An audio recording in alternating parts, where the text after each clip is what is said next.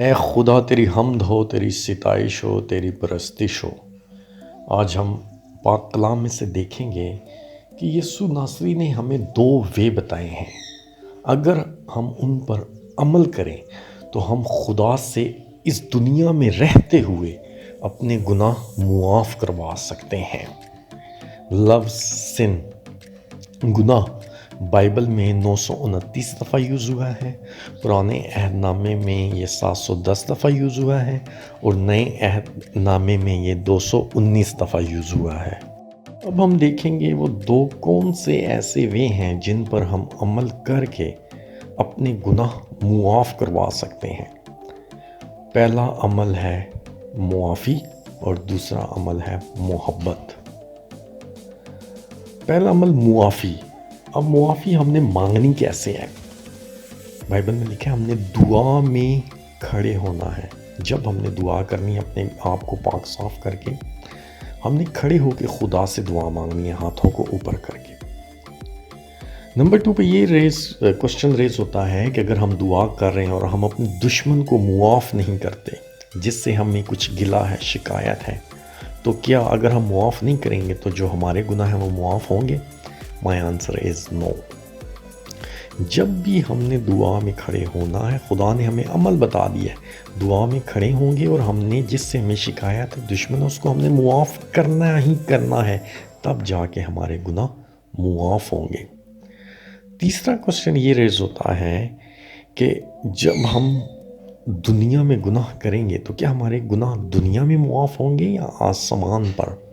میں آنسر ہے اس کے وہ آسمان پر، کیونکہ خدا کی ذات آسمان پر موجود ہے، اس لیے ہمارے جو گناہ ہیں وہ بھی آسمان پر معاف کیے جائیں گے۔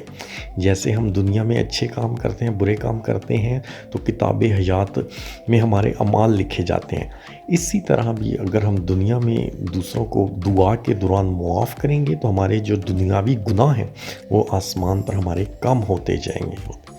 بائبل مقدس میں سے ریڈ کریں گے کہ کیسے ہم معاف کرتے ہیں تو ہمارے گناہ آسمان پر معاف ہوتے ہیں۔ مرکز کی انجیل اس کا 11 باب اور اس کی 25 سے 26 آیات میں یوں لکھا ہے، اور جب کبھی تم کھڑے ہوئے دعا کرتے ہو، اگر تمہیں کسی سے شکایت ہو تو اسے معاف کرو، تاکہ تمہارا باپ بھی جو آسمان پر ہے تمہارے گناہ معاف کرے، اور اگر تم معاف نہ کرو گے تو تمہارا باپ جو آسمان پر ہے تمہارے گناہ بھی معاف نہ کرے گا۔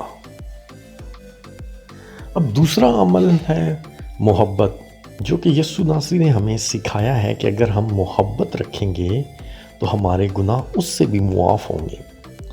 اگر ہم لوکا کی انجیل اس کا 7 باب اور اس کی 47 ورس میں پڑھیں، اس لیے میں تجھ سے کہتا ہوں اس کے گناہ جو بہت تھے معاف ہوئے، کیونکہ اس نے بہت محبت کی، مگر جس کے تھوڑے گناہ معاف ہوئے وہ تھوڑی محبت کرتا ہے۔